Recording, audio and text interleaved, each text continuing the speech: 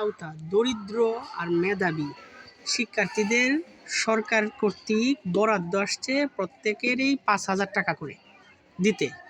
শিক্ষার্থীদেরকে 5,000 টাকা, যারা গরিব। তো এই টাকাটা কি তুমি 5,000 পাইছো? আর আপনি পাইছেন 5,000 টাকা?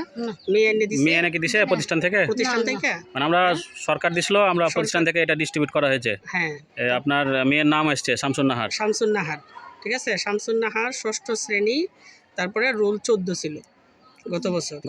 5,000 টাকা পাইছো নভেম্বর মাসে? তুমি এইরকম এই কাগজে সই করছো, এরকম স্টিক কাগজে সই করছো? তাহলে 5,000 টাকা পাও নাই। আপনারা তাই দিছে 5,000 টাকা মেয়ে? তাহলে তুমি 5,000 টাকা পাও নাই।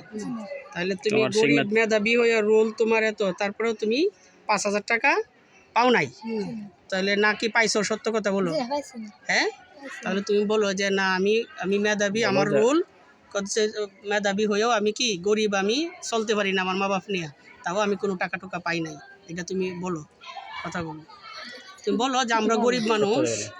হ্যাঁ, আমরা গরিব মানুষ, আমরা মেধাবী, 5,000 টাকা আমাদের দেয়নি। তাহলে তোমার যে স্বাক্ষর, এটা কি নকল করা হয়েছে?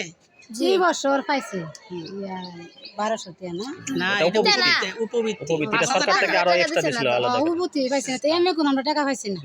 উপবৃত্তি টাকা মোবাইল আসছে না? আছে, হ্যাঁ পাইছে। 5,000 টাকা পাইছে না? 5,000 টাকা পাইছে না কোন সময় কি শুনছেন? উপবৃত্তি এইবার পাইছি, গতবার পাইছি না। আমার ছেলে ওপর লাগেলো টাকা পাইলাম না, উপবৃত্তি পাইছি না। তাহলে কি 5,000 টাকা না, 5,000 এইবারও পাইছি না, কোনো বালাই পাইছি না। মাথা পর থেকে আমার ছেলে আছেন, এরপরও পাইছি না। আপনারা তো এই বছর আছেন, আমার ছেলে যে মেট্রিক পাস করে গেছে, আমার ছেলে 5,000 টাকা পাও নাই? না, পাইছি না। তাহলে 5,000 টাকা পাই নাই।